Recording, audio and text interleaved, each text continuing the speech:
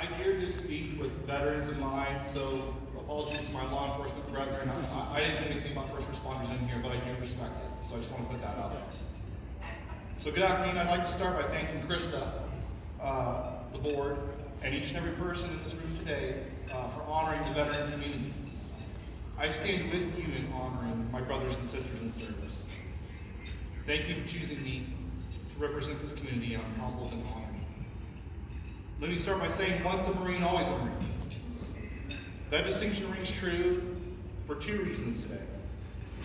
First, as a Marine, naturally, I showed up 15 minutes early to judge the efficiency of this entire operation. Don't worry, you passed. And second, as a Marine, there's one thing I have over everyone: how to make bad haircuts look intentional. When Krista first asked me to speak, I initially wondered, did she want me to motivate people or just yell at you until you made quota? She quietly corrected me. And Krista told me that for some, the year has been particularly difficult. She hoped I could bring some smiles along with an uplifting message. Let me start with an exercise. I know we had the veterans stand up, but I want to take a minute to single out each branch if you'll allow me. If you're a Coast Guard veteran, please raise your hand. Okay, none of them today. Their words are semper paratus, which means always ready. It makes sense that they'll fly into the storms and rescue people. They'll interdict those drug boats. How about Space Force? Still a new branch, not a lot of veterans there. Their words are semper super. That means always above. Army veterans, raise your hand. They don't do Latin. They say, this will defend. I have deep ties to the Army. I have a lot of respect for the Army. I love the Army a great deal. Air Force, aim high, fly, fight, win. Where's my Navy brothers and sisters at? Nobody? Semper Fortis means always courageous. They also say non sibi sed patre, which means not self but country. Where's my fellow Marines? Jarheads, raise your hand. Hey, Rob. Yeah. Happy birthday, Marines. If you didn't know, yesterday was our 250th birthday. Our words are semper fidelis. It's always faithful, folks. I'm biased, but I like my words the best. Translates to so much in life. Faithful to the core. Faithful to my country. Faithful to my family. Faithful to my wife. Faithful to the core values that define me. Let's put a pin in that and circle back. I'm going to thank two more groups today. Do I have any parents of veterans or those who are serving in the Marine right now?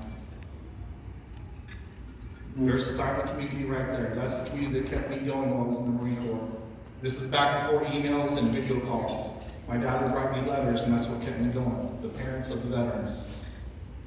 I'm going to ask this group to stand.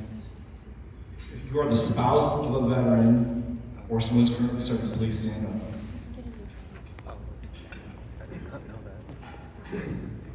They also served, especially before that. You can sit down, thank you.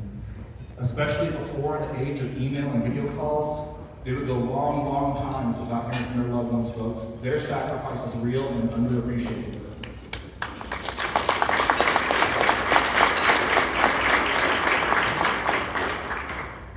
Now, I bet you're sitting there wondering, how did this guy earn this honor to speak to us today? I don't know either. How does a guy who volunteered to serve during the Black Hawk Down Somalia area, the bombings in Tanzania and Kenya, the Bosnian conflict, Saddam Hussein's no-fly zone defiance, and the bombing of the USS Cole get this honor? I'm so glad you asked.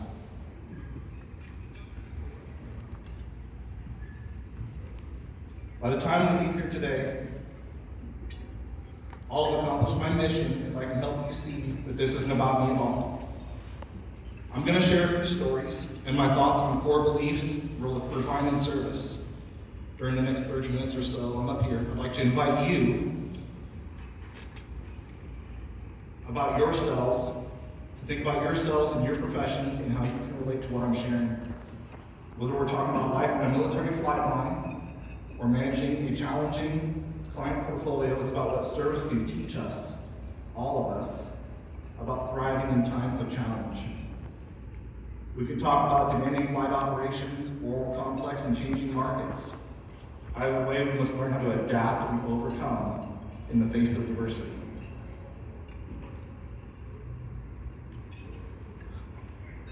What does it mean to be a Marine? I get that question sometimes, or a veteran. Beyond the definition itself, I think for each one of us, it's a very personal identity. For me, it's not about the 10% discount at Lowe's, the special parking spots, or the one free dinner we get today at Applebee's. With all respect, it's not about the accolades or the attention. For me, the meaning resides on a molecular level. It's literally in my DNA. It's a connection woven through time to generations of service before me. It's about legacy, past to present.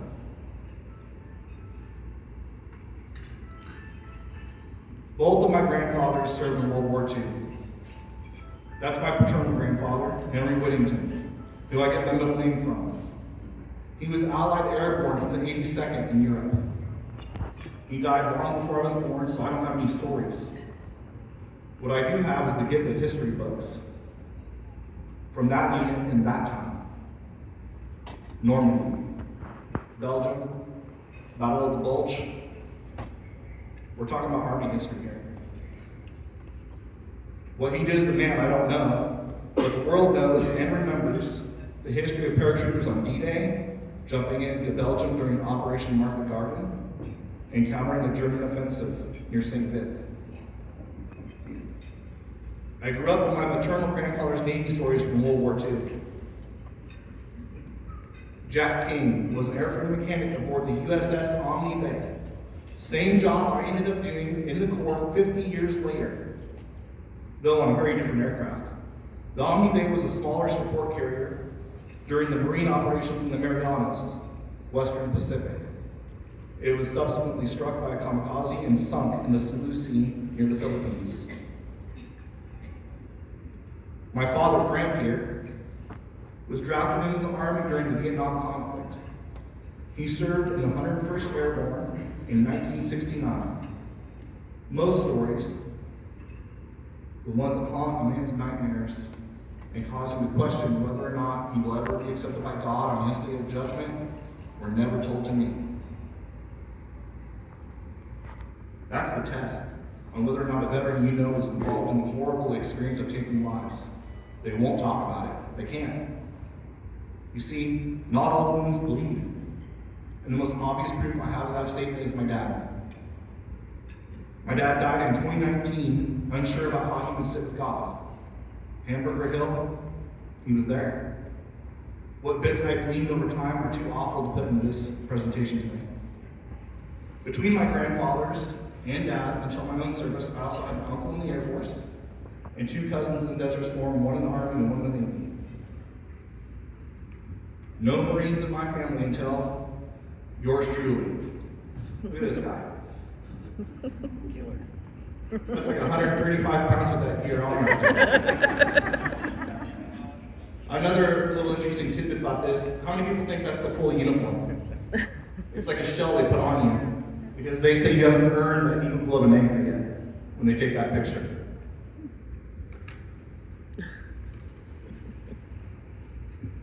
Go back to May of 1986. I was 10 years old. A movie came out called Top Gun. My dad took me to see that movie, and I knew right then what I wanted to do. I wanted to fly fighter jets in the Navy. What boy didn't back then? Forget boys, even my wife wanted to be like Maverick. My dad told me I would need to get great grades, go to college and get a degree, and then I could be a fighter pilot. In the meantime, I dragged him to every single air show within a 50-mile radius. I would get the programs and I'd walk around, looking for autographs from anybody in a flight suit on these hot summer days in the tarmac. I went through middle and high schools with near perfect grades. I eventually graduated with honors and 3.97 GPA. My parents were very poor, so the only option I saw was ROTC, which is the Reserve Officer Training Program. I applied for the program and was refused. When I asked the recruiter where I fell short, he told me that I fell short on pull-ups and insufficient community service. That was his words. So I went to my grandpa to talk to him about enlisting in the Navy, and what he said changed the course of the rest of my life forever. He said, "Matthew, I've been watching you for a long time. You never settled for doing just enough to get by. My grandfather, who was a proud Navy veteran, said you were born to be a Marine." A few months later, on January 7th, 1994, my grandpa died. At his graveside service, there was a rifle salute, and then a lone sailor on top of a hill behind the service played the most striking 24 notes in all of music, taps. Nearly 7 months later, June 26, 1994, I'm on a bus going through the gates of Marine Corps Recruit Depot, San Diego. Anxiety and fear were coursing through my body. Never in my life had I wanted the vehicle to break down so bad. Of course it didn't. The doors on that bus opened, and in that moment I knew my life was forever changed. That's what it looked like. Do I remember what that drill instructor said? No. In fact, my memory of the first days is pretty weird. It's like spotty and disjointed. I remember the yellow footprints, yelling, a bad haircut, more yelling, endless vaccinations and blood work, more yelling, more push-ups, pull-ups, sit-ups, log exercise, rope climbs, side straddle hops, which are jumping jacks, burpees, running in place, running in formation, than you could imagine possible. Oh, more yelling. Before I know it, I'm laying in my rack. Platoon 1030 had just been given the order to sleep. This is where my memory starts to coalesce. I heard an explosion. I craned my head to look about the squad bay window in time to catch a giant sight that matched the next explosion, fireworks. Fireworks were going off over San Diego Bay. In the middle of all that drilling, physical training, processing, marching, and yelling, I had lost track of the days and time in general. It was the 4th of July. The 4th of July was then, and still is, the biggest holiday celebrated in my very patriotic family. As a family, we were all together, fireworks all day long, barbecue, music, kinship. Now here I lay in that rack, over 1,000 miles away from any friendly faces, in a squad bay full of 90 strange faces, and still utterly alone. I began to cry. I missed my dad.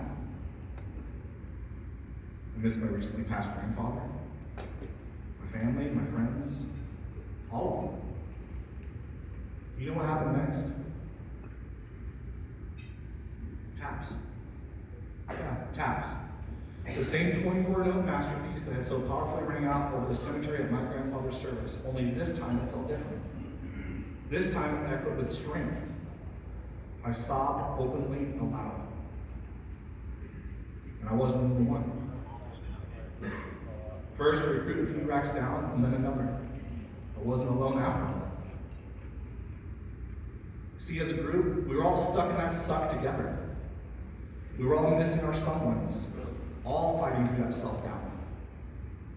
I had been feeling defeated, overwhelmed, and full of doubt about my choices. I was unsure about whether I could survive 12 more weeks. But then, taps. In that moment, I realized that it wasn't about me and my self-pity. See, taps traditionally plays at funerals and ceremonies, but I didn't realize until that night that taps plays on military bases when the flags are taken down.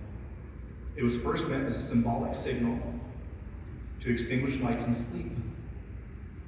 Over time, the tradition evolved to become a moment of reflection and tribute to those who serve. On that night, July 4th, 1994, this rang truer than any moment in my life before or since. Through my tears, I thought about my grandpa on the stricken USS Omni Bay, in the Sioux Sea in his fight for survival to escape that sinking ship. I thought about my dad on some faraway hill in Vietnam, and he was against all odds, fight to survive just one more day in the jungles of Vietnam. Surely, if those two people can make it through those events where countless servicemen actually died, I could survive training that was only meant to push my limits and not, in fact, kill me.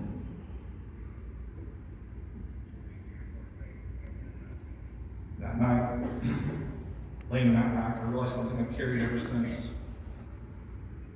Adversity isn't punishment or something that is meant to break me. It's an opportunity to prove that I'm worthy and capable of enduring adversity, stress, trauma, the ability to adapt to challenging and changing environments. We as veterans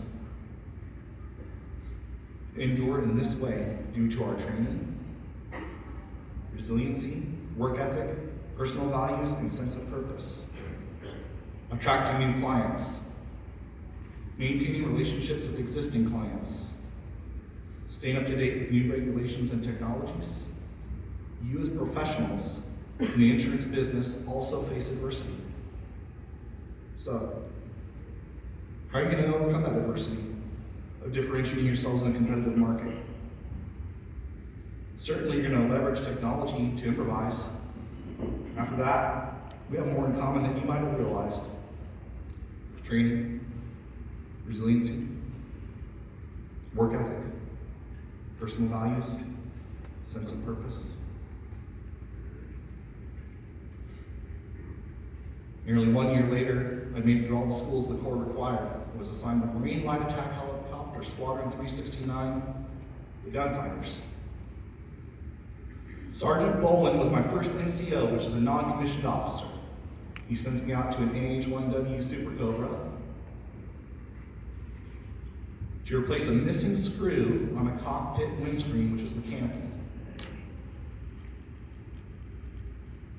It's my first assignment. I inventory and check out the tools I need.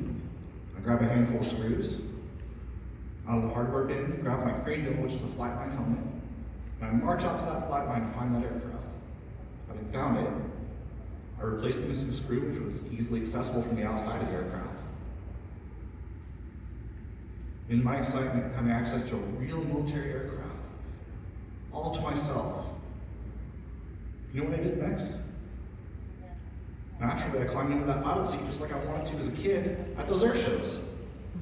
So here I was, 19 years old, full of wonder and excitement, sitting in the pilot seat of a real AH-1W Super Cobra, cyclic stick in my right hand, and this is the stick that controls pitch and roll.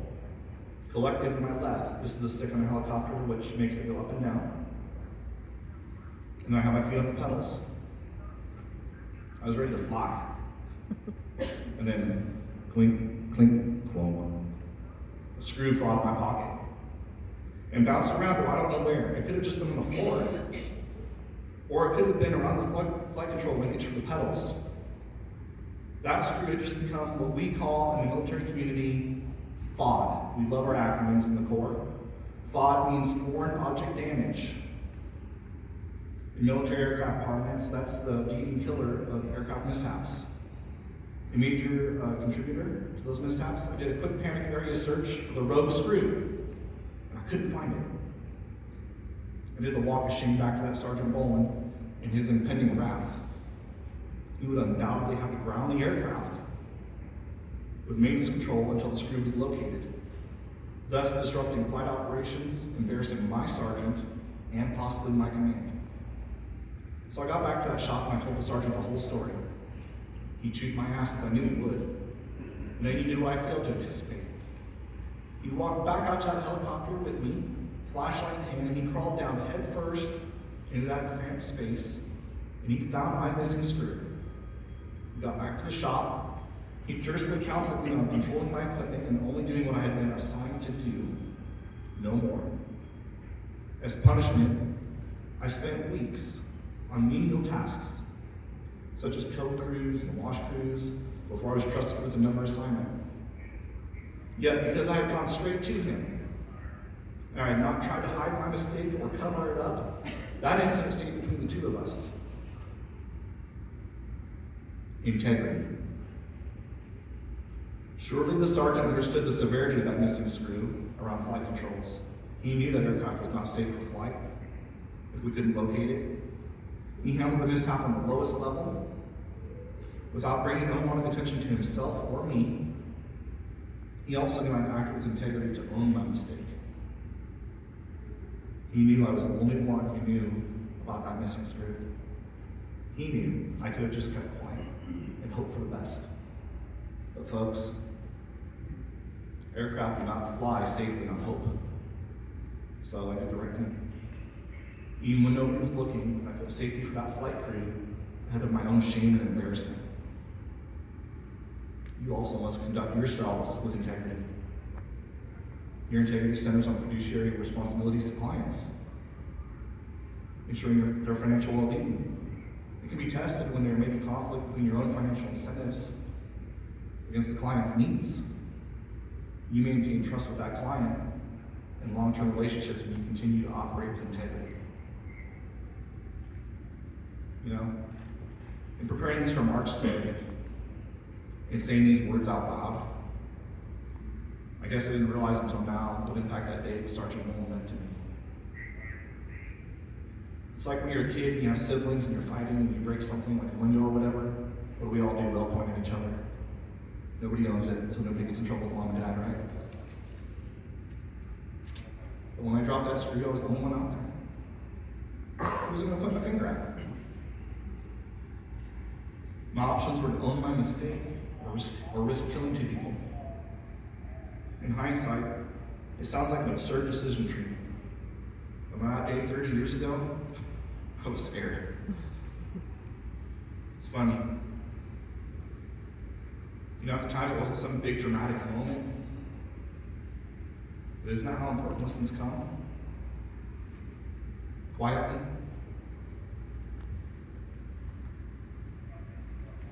3 years later, I was promoted to the rank of sergeant. The honor of earning the rank of sergeant in the Marine Corps was then, and still is, one of the greatest honors of my life.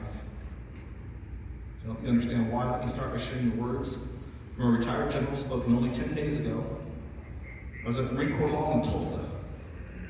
The guest speaker there was a retired Marine Corps Major General, a veteran of 43 years. He served in Vietnam and Desert Storm.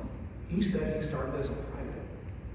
And since he had a degree, they convinced him to pursue a commission as a Marine Corps officer, which he obviously did to make general. This retired general said at the Marine Corps Ball, only one thing intimidated him: Marine Corps sergeants. You see, the Marine Corps is unique when it comes to leadership and how command works. You can ask anyone. You can even ask Google or ChatGPT if you want. Who is the backbone of the Marine Corps? Any Marine officer, staff NCO, Google, or ChatGPT, it's going to tell you NCOs, corporals, and sergeants. This sentiment is widely attributed to our smaller size or the smallest branch and our mantra of adapt and overcome. You see, when an officer somewhere makes a plan and we get into a firefight, that plan rarely survives first contact with the enemy. It's the Marine Corps sergeant in the end, when the bullets start flying, who has the combination of composure, knowledge, respect of his Marines or her Marines, to quickly assess the situation, come up with an alternative plan to eliminate that enemy, and then put in place with his direct orders to his Marines to overpower the enemy. General James Mattis talks about this phenomenon in his book, Call Sign Chaos, Learning to Lead. In the book, the general discusses what general staff call command intent. When you hear the words command intent, I want you to think company goals or mission statement. In the military, command intent means,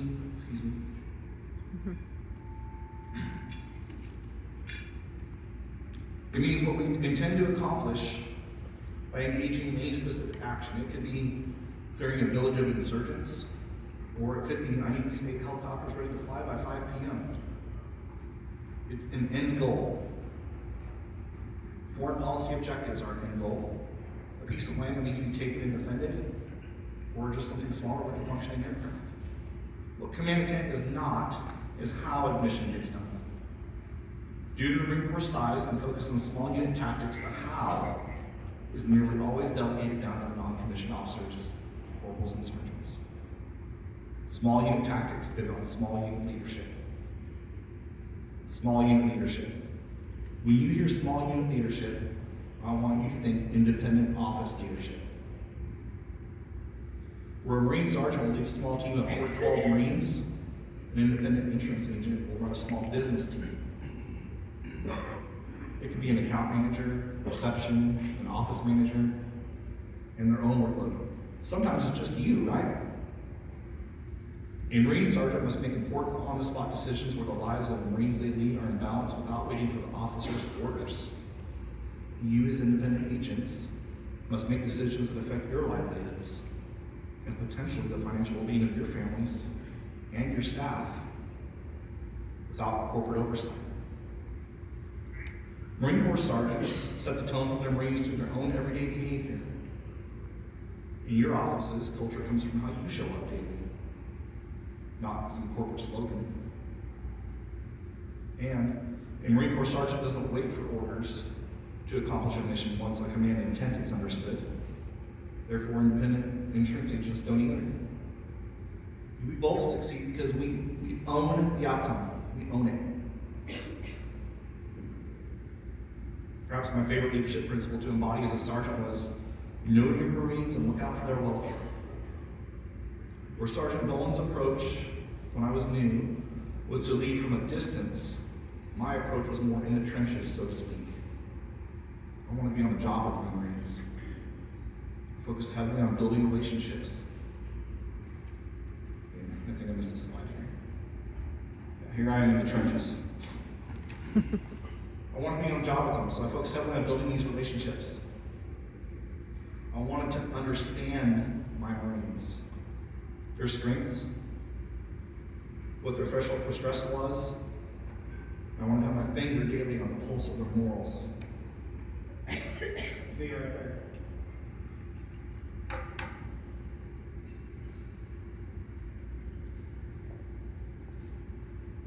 They in turn would observe how I performed in action so that they understood my standard. There was no gray area, no ambiguity. Therefore, when I asked something of them, they would conduct themselves to the highest standards. What was that something? Well, it could have been something as benign as a long weekend at work to save an aircraft going to the scrapyard. Conversely, it could have been, need y'all to update your wills. We're on call to go fight due to these embassy bombings in Kenya and Tanzania.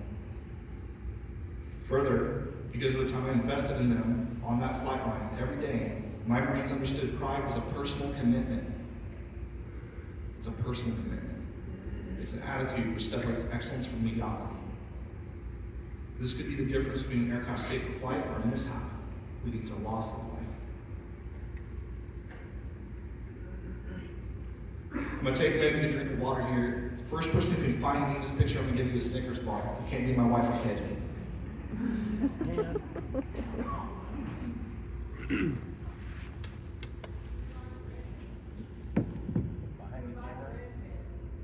By the redhead?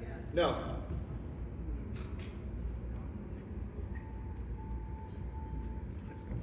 He's not up front. I was supposed to say, are you in the crowd? Say it. Say it. Anybody find me yet? Are you in the plane? I'm in the plane. The helicopter. Come on. Gotcha. I thought it was the one. So I'm just going to take a quick break from my script here and tell you a story. This is not 29 Palms. That's right. This guy's Marine, you've been to 29 Palms. What's the accommodations out there? A-frame tin sheds. Yes, that's exactly. You know, and there's like nothing to do for fun or recreation. So you know what I did the night before? I was at the beer tent. That's where they found me.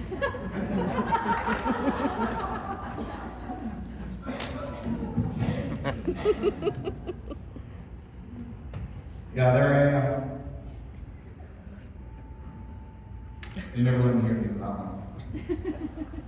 So this other line is gonna sound funnier when I say it now. My leadership was personal, it wasn't positional, so I built reputation by the example I displayed for the Marines I led. You still showed up. I showed the standard before enforcing it. I understood that my reputation in a small unit was currency. Now that's important. Because they weren't scared of me, they weren't like intimidated, like where they're not gonna, my Marines were part of me. They were a very important part of me. And we had a very close relationship, as you can see here. The offense is the funniest thing. But that's because of the relationship. You see, in the Marines, the mission fails if the Marines don't believe you care about them. Your clients are the same way, aren't they? They trust the agent who proves that they care. Not just who says they care. People, both Marines and clients, follow consistency, not speeches, ironically. As Sergeant Bowen was to me in the beginning, I was to my Marines when the time came. A Marine Sergeant is often the first leader a new Marine has. We teach our Marines how to stand, how to talk, how to move, how to act, and how to think. We do this so that when the chaos happens, be it with firearms or a demanding flight schedule, they are composed and cool when they have each other, when all they have is each other in their training. That's all they got. In your parlance, when life hits hard, when crisis eventually comes knocking on your door, those who depend on you when it matters, they're not going to call some corporate CEO or overseas call center. They're calling you. Leadership isn't rank. Leadership is responsibility. Whether a uniform is camis, a flight suit, or business casual, leadership ultimately resonates the same. We take care of our people.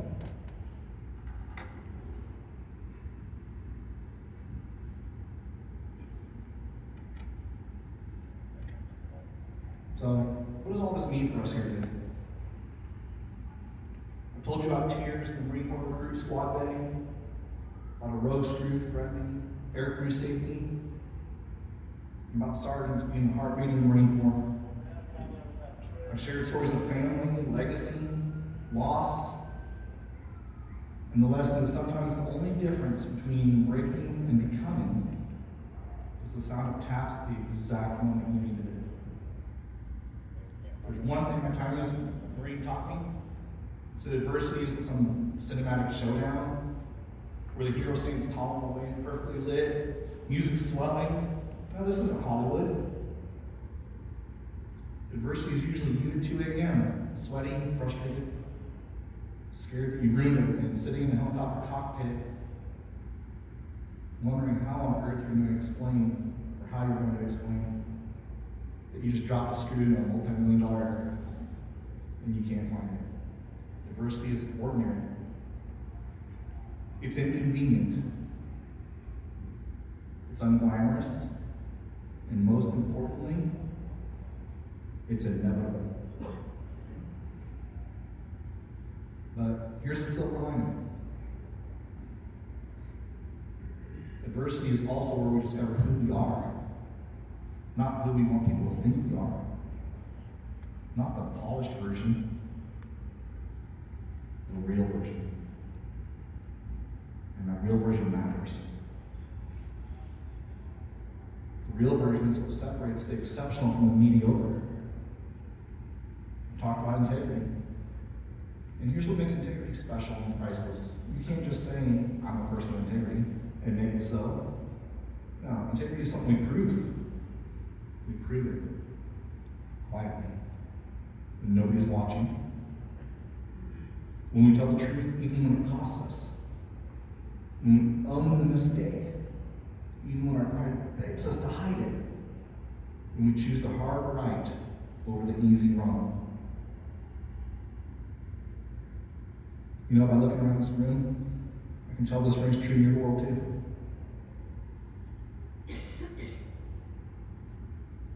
Your battlefield, it may not be helicopters and rotors and flight lines, and it may not be, thankfully, rifles and bullets. Yours is made of late night client calls, regulations that change midweek, a policy quote that just sounds so perfect until the math just sucker punches you in the throat. Or the moment someone tells you, I'm trusting you with everything I've worked for. That's your fight. It is important. It does matter. It means the world to that person who just lost everything and their first phone call is you. Your road screw moment may come in the form of a tough conversation or a decision where your personal gain and the client's best interests aren't perfectly aligned. That's where integrity either shows up or it doesn't. In leadership, well, leadership isn't rank, title, or where your desk sits. I learned that in the core, and it echoes across time. Leadership is responsibility. Leadership is how we carry ourselves when others look to us. Leadership is not saying, follow me. Rather, it says, I'm going, come with me. The sergeant doesn't lead because of stripes. He leads because his Marines have seen him sweat, bleed, fail, get back up, and continue forward anyway. Likewise, the best insurance professional is not the one in the room who sells the most policies. No, it's the one others trust when life hits hard. It's the one who answers that phone. It's the one who says, I've got you and you mean it. I told you at the start this wasn't about me. And it isn't. It's about the legacy we carry. It's about the values we choose. It's about the examples we set. Whether it's on a flat line, or in an office, or on a kitchen table, or in the quiet places of your heart when nobody else is watching. Adversity will find us. Integrity will define us. And leadership, real leadership, will outlive us. So, as we leave here today, I want to say thank you to veterans, to families, to those who support us, and to those who continue to serve in ways that will never make the headlines. And I want to challenge each one of you with this. Don't wait for crisis to show who you are. Decide it right now. Decide every day. Decide in the small, ordinary, unglamorous moments. Because someday, someone will remember how you showed up. Someone will carry the story of your character. Someone will draw strength from your example.